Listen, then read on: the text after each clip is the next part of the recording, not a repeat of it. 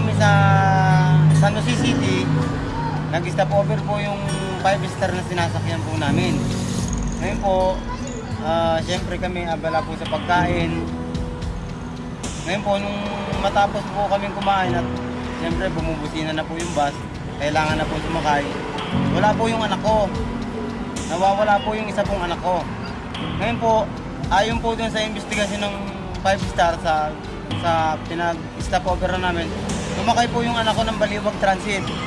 Ang signboard po ng Baliwag Transit ay San Ildefonso po, tapos exit po siya ng Malolos. Ngayon po, sa makatuwid po, nung rewind po yung CCTV, nakita po na sumakay yung anak ko. Nagkamali po ng bus yung pinakyan ng anak ko. Ngayon po, nagpa-blatter po kami doon hanggang sa hindi nga po kami natuloy na makauwi ng Tugigaraw. Yung pong perang ibinigay sa amin. Tugigaraw, Laguna. Tugigaraw po yun, Tugigaraw. Okay. Uwi po. Pasensya na po kung umalik kami sa ganito. Kasi nanap po talaga yung anak ko. Araw-araw po ako umiyak. Kasi hindi ko siya makita. Hindi ko alam kung nasaan na yung anak ko. Pasensya na po.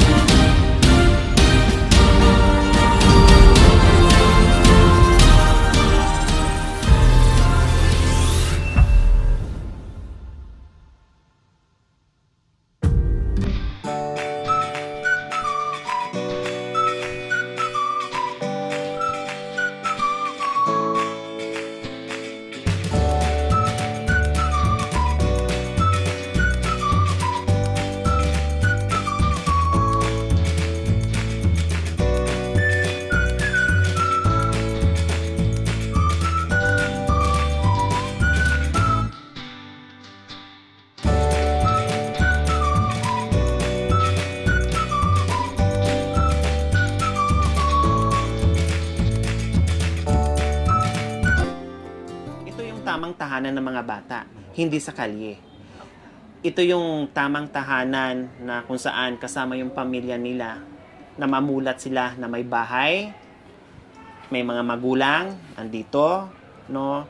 At may matutulugan na hindi yung nasa labas. Okay? Nagka-problema na tayo, no? Nagka-problema na tayo, nabesto na tayo kung ano man yung pagkakamali natin, inamin na rin natin yun, yung pagkakamali natin. No, although nakarinig pa ako ng balita na naman dito, no, ay nagagaling mismo sa panganay mong anak or dito sa isa na talagang dati ay yung ginagawa ay namamalimos. Tama, aminin na natin. Opo. Oh, so, okay, sige. Kasama po yun. Okay, nandun na tayo. Inamin na po mga kabayan, yung bata na mismo. Kasi nagulat ako na sasakyan. Sabi niya, ay Santa Rosa. Anong sabi mo, be? Rosa po. Santa Rosa.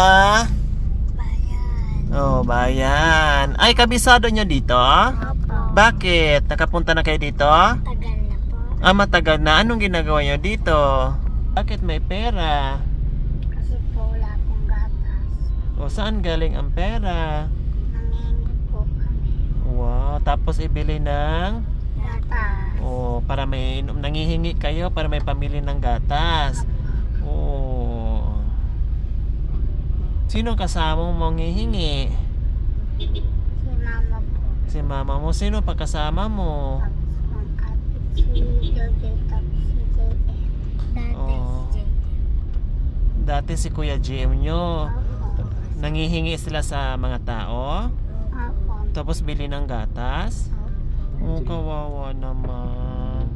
May kaibigan po siya. Ah. Tapos nasaan na si papa nyo? Yung tatay namin tata. Oh, yung papa nyong totoo, nasaan na? Wala na po. Bakit wala na? Ano nangyari? Tumalon sa ilog. Tumalon sa ilog. O bakit tumalon sa ilog? Kasi po marami pong pulis sa baba. Maraming pulis sa baba? Anong nangyari? Bakit maraming pulis sa baba? Gasa po. Nagsasyabo? Opo. Si papa? Opo. O tapos anong ginawa? Tumalon na lang po siya. Tumalon kasi natakot sa pulis, baka hulihin. Opo. Pabarilin po siya. Si mama mo saan po pwesto? Saan din siya nangihingi? 7-Eleven po. Sa may 7-Eleven. Dito kay... Kabisado nila yung lugar. Pati yung mga barangay, kabisado sila nagtuturo. Kasi sila yung Sinama po sila ng lolo niya po doon sa Santa Rosa. Sila yung magkakasama, minsan kuya niya. Tapos si GM, tama, sinabi niya. Tatlo na to. Yan, lagi 3 araw, 4 na araw sila bago umuwi sa amin noon. Pag nasa labas. Oo, hinahanap namin Sila din sila. din na madam kasama, sabi din nila na Kasama.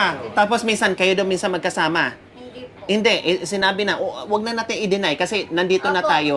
Napilitan din po ako sumama kasi po baka mawala sila. Yun Sa ang sabi ni tatay po sa akin. Oh. Sinamahan ko po sila para O, manghingi ba't hindi mo sinasabi sa akin? Nagsisinungaling ka din. kayong dalawa, parehas kayong dalawa, nagsisinungaling kayong dalawa. Okay. po ako ng- Kaya nga sabi ko, nandito tayo, no? Si Kuya Milvin umami na sa pagkakamali at humingi na siya ng pasensya. So ngayon kayo tinatanong ko kayo kasi ang bata hindi marunong magsisinungaling lang unless lang kung tuturuan, i-brainwash. So totoo yun na dati talagang ginagawa nyo na kayo mismo kasama din ina na namamalimos kayo. Sinama po, pinasasama po ko ni tatay sa kanila po. Nandoon na rin yun, pumayag ka. Walang magagawa yung tatay kung ayaw ng ina. 'Di ba? Hindi madidiktahan ng tatay kung ayaw ng ina na alam mo namang mali yung ginagawa. Tama? Okay, sige. Tapusin na natin yon. Nandoon na tayo lahat-lahat. No? Nagkamali na kayo. Ang sa amin lang, kung bakit nandito ako ngayon, na gusto kong pumunta dito, kasi gusto ko kayong ibalik kung saan kayo nanggaling. Unang-una, ang pinaka-concern ko dito ay hindi sa inyong dalawa ni Kuya Milvin. Kung ano mang relasyon na namamagitan sa inyo, labas na ako doon. Choice nyo yun. Ang concern ko lang dito is yung mga bata. Paano yung magiging future ng mga bata? Paano yung pag-aaral nila? 'Di ba? Kung makarating kayo kung saan-saang lugar, kung saan-saang lupalok, dala-dala nyo sila, bit-bit nyo sila, paano yung pag-aaral nila? Hindi po sila makakapag-aral. 'Di ba? Paano yung kinabukasan? Lalo na kayo yung mga magulang, kayo yung magulang ng mga bata. Paano sila, Ate Ella? Isipin nyo po, paano kaya yung magiging kinabukasan nila kung araw-araw kayo ay nasa kalye, araw-araw kayo umiikot kung saan-saan. Ano kaya? Paano kaya yung buhay na Ate Ella sa tingin nyo po? Wala po. Walang mangyayari? Wala po mangyayari po sa buhay ng mga anak ko po. Kasi nasa Masisira kalsada yung lang buhay po nila. kami. Kasi Masisira nagiging lang biktima po sila ng kagustuhan namin, nadadamay sila. Iyon yung tamang sagot. Kumbaga, ang mga bata, no, hindi natin masisi yung mga viewers natin na magagalit sa inyo. Kasi naawa sa mga bata, nagiging prompt sila doon. Para bang sabihin natin, nagiging hanap buhay nyo, yung mga bata. Yun yung madaling salita doon. Wala nang paikot-ikot. Parang nagagamit yung mga bata kasi maraming mga Pilipino, likas ng Pilipino yan, pag nakakita, lalo na pagdating sa mga bata, naaawa tayo. Ako nga, nakuha kagad yung puso ko eh. Kasi sa mga bata. Tinitinan ko kagad yung mga bata. Kahit minsan nagagalit na ako sa mga magulang. Pero dito sa mga bata, talagang nakukuha ang loob ko kaagad. Naaawa ako. So ano ba ang dapat natin gawin? Una, total, malakas pa si Kuya Melvin. Bata pa. Si Ate Ella, malakas pa, bata pa. Marami tayong mga seniors ngayon na mga PWD, nag-edad ng 80 years old, 90 years old, pero gumagapang. No, ibig kong sabihin, tumatayo pa rin sila, naghahanap buhay pa rin sila. Hindi sila umaasa sa hingi-hingi. Ang gusto ko, ang point ko dito, ayaw ko paglaki ng mga bata na makasanayan nila na yung nangihingi na lang sila. Kasi magiging tamad sila. Ayaw na nila mag-aral. Ayaw na nila maghanap buhay. Kasi doon na lang sila sa buhay na easy way na magkapera sila, makahingi sila. O gusto niyo ba yung ganun? O di ba? Hindi. So tama yung sinabi kanina ni Kuya Milvin. Alam niya ang pagkakamali, nagagamit yung mga bata, so enough na, tama na, mag-umpisa na. Itong chance hindi ko binigay sa inyo mag-asawa. Sorry, ha? Hindi ko binigay itong chance na to. Binigay ko yung chance na ito kahit maraming nagsabi sa akin ng mga viewers, no? Hindi ko nga alam kung nagagalit na sa akin. Gusto na kong tirisin dahil ayaw na nila talaga. Stop na yung tulong, Lore. Hayaan mo sila. Pero hindi ako nakinig ni isa. Ginawa ko pa rin. Wala akong concern sa inyo. Yung concern ko dito yung mga bata. Kahit nagalit na sa akin yung mga viewers ko, pero patuloy pa rin ako kasi gusto ko yung mga bata na matulungan, na gusto ko na merong mahigaan kahit ganito, barong-barong, kahit ganitong simpleng apartment, okay lang. At least maramdaman nila na sa loob sila ng bahay, wala sila sa labas na nasa kalye lang. Okay? So, ayan po mga kabayan, maraming salamat, no? Alam ko na maraming nag-stop sa akin. Tama na. Pero sana maintindihan nyo rin ako, no? Bilang isang magulang na rin na may mga anak, no? Alam ko maintindihan nyo rin kayo may mga apo or may mga anak na rin, no? Ang hirap sa kalagayan din, sa kalagayan ko, no? Lalong-lalo na ako ay galing din sa mahirap na buhay. Itong kalagayan, kadadamang-dama ko kung paano nahihirapan yung mga bata. Although hindi nila alam yung mga nangyayari ngayon. No, hindi na alam yung nangyayari ngayon. Ang alam lang nila makahingi ng pera at makabili ng pagkain, yung gusto nila sapat na, okay na yun sa kanila. So nandito tayo, hindi ko na pag-uusapan kung ano-ano pa. Tama na yung narinig namin, no?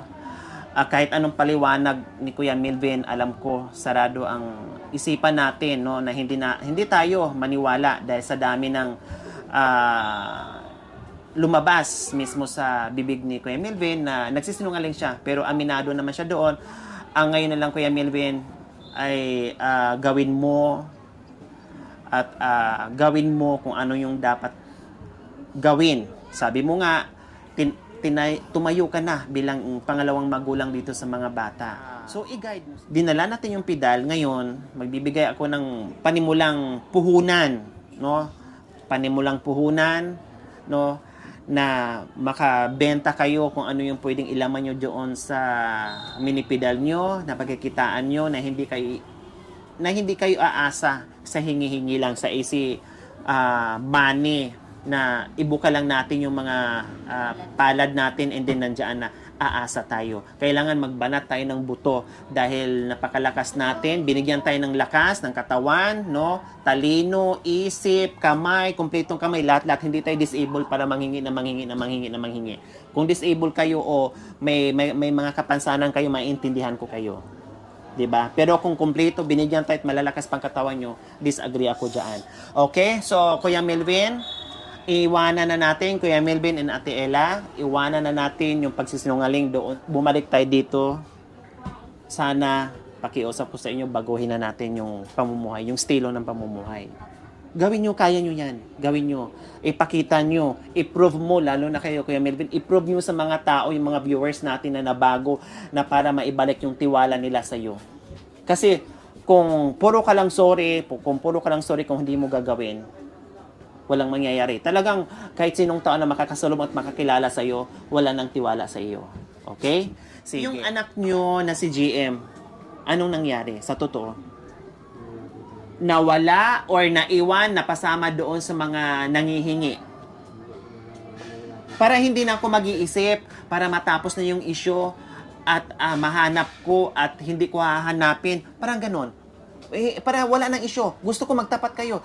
Hindi kayo maawa sa akin. Grabe na yung sakripisyo ko para sa mga bata. And then, pag uwi ko doon, maghahanap ako na parang wala. Maghahanap ako ng multo.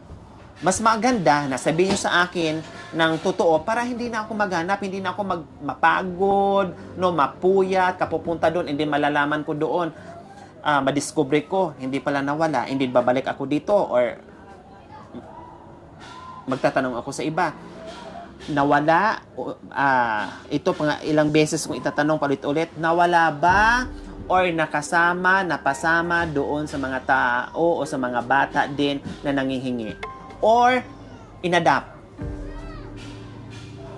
Para alam ko na, Kuya Melvin, sabihin nyo na sa akin totoo. Siya po yung decision mo, siya po yung nakakalam. Oh, sige. Wala po sa kabukabularyo namin manloko ng tao. Unang-una po, hindi po kami manloloko. Sige. Totoo po, madam, iniwan po namin po dito si JM po kasi ayaw niya po yung sumama po sa amin. Saan iniwan? Dito po sa Laguna po, yung bago kami po bumili po ng bike po dito.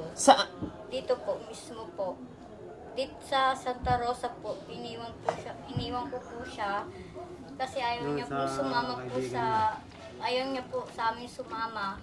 Kaya po, iniwan ko na po. Okay, tama nga ang hinala ko mga kabayan. Inaamin ko naman po yung pagkakamali ko. Okay. So tama ang ano ko, tumpak ang hinala ko na si GM ay hindi nawala, si GM ay hindi naiwan sa bus station. Ang hinala ko, napasama or iniwan nila. So tama nga po mga kabayan. Tika, balik tayo. Medyo naguluhan lang ako. Galing kayo ng Cubao, Opo. hindi ka dumiretso ng Tugigaraw. Di ba ang ticket nyo Tugigaraw? Opo. Umano po kami sa sa Cubao. Umalis po kami ng Cubao, yung bus po. O tapos saan kayo bumaba from Cubao? Doon po saan yun? Kasi, San Jose, Opo. Nueva Ecija. Opo. And then, pagdating nyo ng San Jose, Nueva Ecija, saan kayo dumiretso? Bumaba po kami doon, tapos bumalik po kami dito. Laguna. Bumalik kayo ng Laguna, Opo, Laguna. from San Jose. Opo. Tapos, iniwan nyo na dito si JM. Iniwan po namin po dito kasi ayaw niya po sumama. Oh, ayaw sumama. O bakit nandito na pala kayo ng Laguna? Bakit bumalik pa kayo ng Ordaneta kung saan ko kayo nakita? Gusto niya po na makauwi po ng Tugigaraw. Tugigaraw sana ang tirada nyo para makauwi kayo doon. Bakit hindi din man kayo nakauwi ng Tugigaraw? Ano din nangyari? Kasi po iniisip po namin. dumiretso kami ng Fernando. Tapos, iniikot kami ng Aniki, iniikot kami ng Ordaneta. Hanggang bumalik kami sa Bulacan, ay sa Nueva Ecija. Pauwiin na lang dito. Hindi matuloy yung... Para nag-ikot-ikot kayo ang ginawa nyo. Nag-ikot-ikot kayo, kuya. Na walang destinasyon. Hindi po na... Meron po May siyang- destination po na gusto kong pag-ikot. Ang pinagtalunan po namin, ayaw niya umuwi sa amin. Sa Tugigaraw. Kaya pumihit na po ako pabalik papunta dito sa San Jose City. Nag-ikot-ikot pa rin. So, ganito mga kabayan, no? Ikot-ikot para tayong turumpo nito. Hindi nawala yung bata. Hindi naiwan sa bus station. Kaya kinuha ko, naalala nyo, kinuha ko lahat ng info kasi babalikan ko doon sa sinasabi nyo na pablatter, etc. Matitrace ko yon. Okay. So,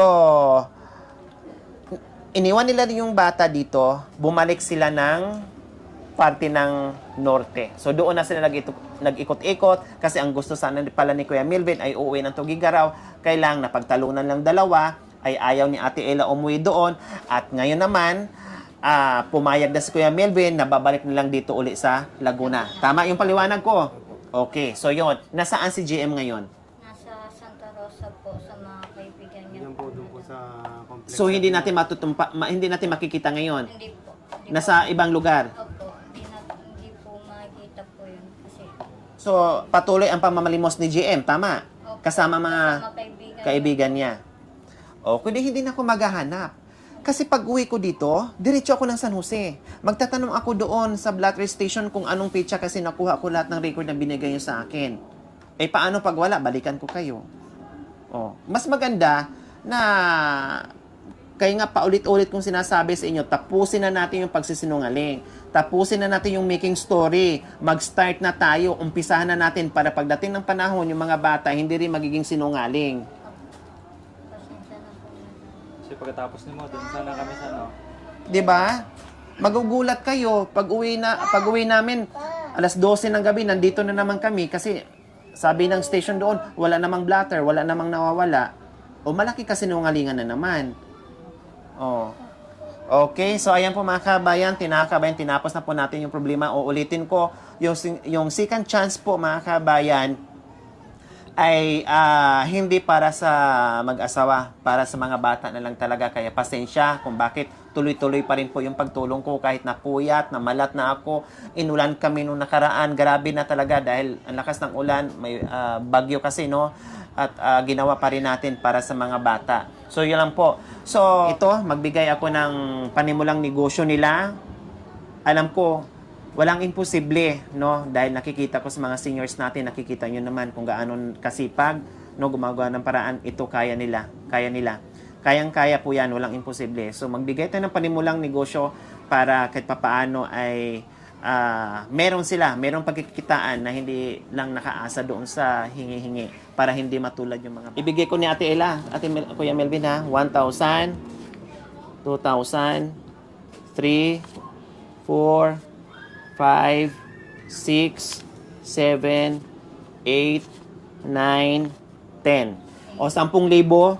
No, kahit magbigay ako sa inyo ng 100,000, kung hindi naman kayo marunong kung paano palaguin, baliwala yon. Pero kahit magbigay ako ng 1,000, kung madiskarte kahit marunong kayo sa negosyo, kayang-kaya yung paabutin ng 100,000. 100,000. Okay? Salamat po sa lahat na sa tulong niyo po sa amin at nanghihingi po ako ng paumanhin na nagsinungaling po ako. Sorry po talaga po. Hindi na po mauulit. At itutuhid ko na po yung mga anak ko po. Yan po yung binitawan kong salita at gagawin ko po. Salamat po. Sa mga nanonood po, umihingi po ako ng paumanhin sa inyo kung ano po yung nagawa namin. Lalo na po sa Panginoon, umihingi po ako ng kapatawaran. Kaya po, umihingi rin po ako ng patawad sa inyo. Lalo na po sa inyo, madam, umihingi rin po ako ng kapatawaran. Alam ko po na, inaamin ko po na nagamit ko po yung bata sa maling paraan. Hindi po dapat sila sisihin. Ako po ang may kasalanan sa lahat na nagkamali po ako. Humingi po talaga ako ng paumanhin. Papasalamat po ako sa tulong ng Megapal at sa tulong niyo po ng programa niyo. Nagpapasalamat po ako. Sana po marami po kayo matulungan. Ang masasabi ko lang po sa mga katulad namin na makikita sa daanan, huwag niyo na po kami tularan, huwag niyo po kami gayahin kung ano man po yung ginawa namin. Maging matuwid na lang po tayo, maging tama po tayo, huwag po tayo manloko. At maging tapat po tayo unang-una sa sarili natin, sa kapwa natin tao at sa Panginoon. Maraming salamat po talaga. Okay. Yung Diyos nga ay nagpapatawad sa atin, tayo pa kaya na tao lang. So maging lesson learned na sa kanila, no? Ang importante, inamin na yung pagkakamali nila at handa na nilang baguhin, no? At magsimula sa bagong buhay. So pagbigyan natin ng second chance itong mga bata, no? At ito nga sabi ko, paano magiging maganda asa ng mga bata, no, na hindi lang matutunan yung pagsisinungaling kung sila naman ay yun ang tinuturo. O mag-aral kayo ha. Mag-aral kayo, okay? Huwag na kayong sumama ni Papa at ni Mama kung uulitin pa nila yun na dalhin kayo kung saan-saan ha. Pag niyaya kayo, ang sasagot nyo, Ma, gusto kong mag-aral. Ma, Pa, gusto kong mag-aral.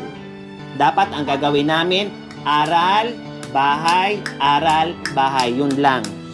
Okay? Oh, sino gusto mag-aral?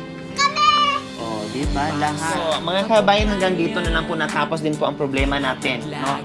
So, mga kabayan, huwag niyo pong kalimutan, pakishare at subscribe sa aking channel, Lori Aquino Talita. Maraming salamat po. God bless us all. Bye! Sa mga apong nangangailangan, tutulong hanggat kanyang makakaya. Maging mabuti lang ang kalagayan. Kahit gaano man kalayo ay pupuntahan, basta palagi nyo lamang natatandaan na merong Lori Aquino Talita, handang tumulong sa mga kababayan. Viewers at followers na di nawawala, nakaabang sa mga video niya.